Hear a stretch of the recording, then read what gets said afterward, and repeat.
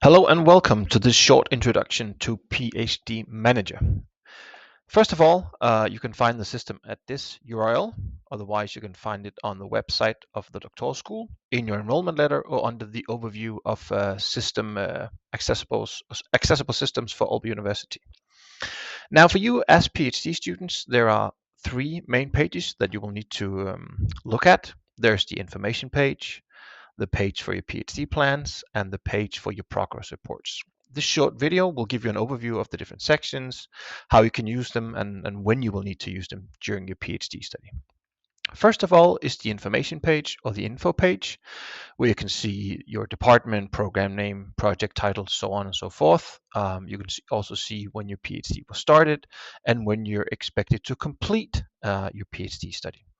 Should you feel that any of these states are off or any of this information is wrong, you're more than welcome to contact AAU PhD and we will rectify the errors. Now, if you scroll down a bit, you can also see a list of your supervisors. You can see a list of your evaluations where you will have your PhD plan, your updated PhD plan, and also your progress reports.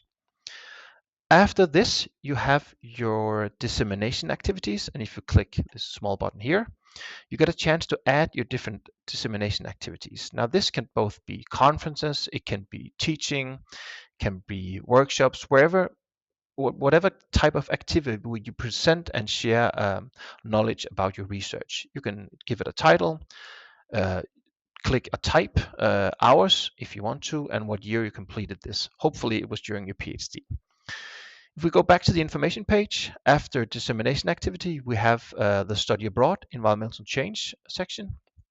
If you click that, you get a possibility to enter where you went, when you came back, and any additional comments. If you want to add comments about the type of work you did, if it amounted to any publications, if you have any comments at all, you can add them here.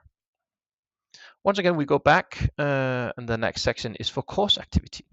Now here you can list all your PhD courses, both the ones you take at Aalborg University and the ones you take outside Aalborg University. You have to give them a title, the place of the course, both the university, the country, city, how many ECTS. You want to click if it's a general or specific course. You want to add when the course started and when it finished and who provided it. Was it Aalborg University? Was it University of Copenhagen, Karolinska, whatever. And then you can upload the course diploma here.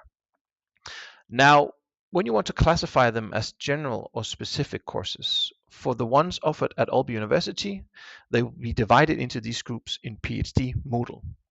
The ones that are offered outside Aalborg University, you will have to discuss with your supervisor whether or not they should be classified as general or specific courses. Now, that's it for the activities you can add. In this section, the next section up here we'll look at is the PhD plans. Now, what you can see here is the deadlines for both the PhD plan and the updated PhD plan, and then you have the possibility here to upload a new PhD plan. And you have to use the template found on the doctoral school's website for the PhD plan. You fill that out and you upload it here, and then you wait for your supervisor to approve it. Lastly, we have the progress reports.